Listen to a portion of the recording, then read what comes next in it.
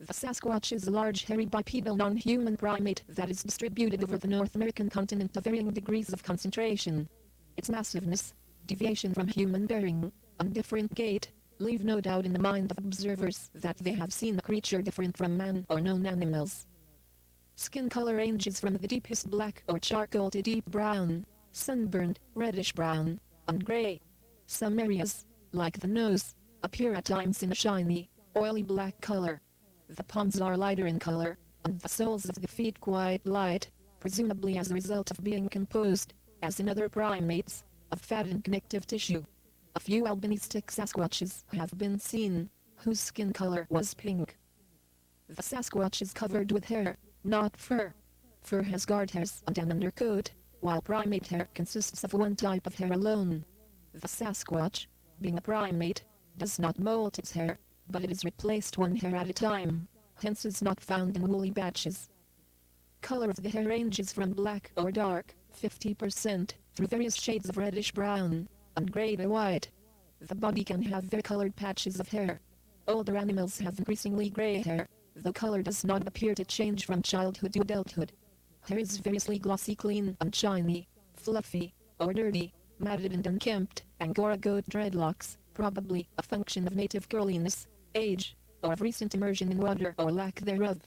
Females have been reported to be cleaner than males. Hair length ranges from 3 inches to around 2 feet, 15 inches being the longest measured in hand, longer observed in the wild. There is no taper or color banding other than graying with age.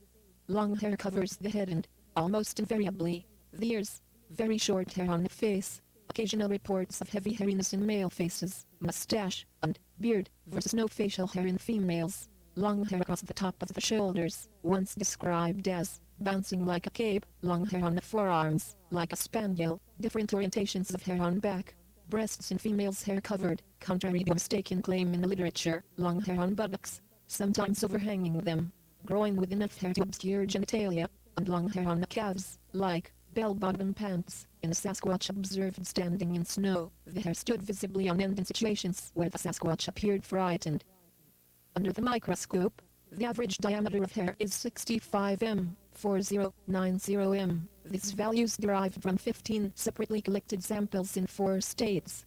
The cortex has a uniform reddish tinge plus fine pigment granule distribution, whereas the medulla is absent.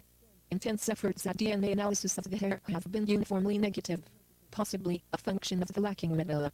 Most human hair has a medulla, if only fragmentary, but fine blonde hair occasionally looks similar to Sasquatch hair. Hence, there is no absolute distinction that can be made. Hair from other forest species, like rodents, carnivores, and ungulates, can be differentiated without question. About 10 to 15% of close encounters are connected with an intense, disagreeable stench, comparable to the odor of smegma.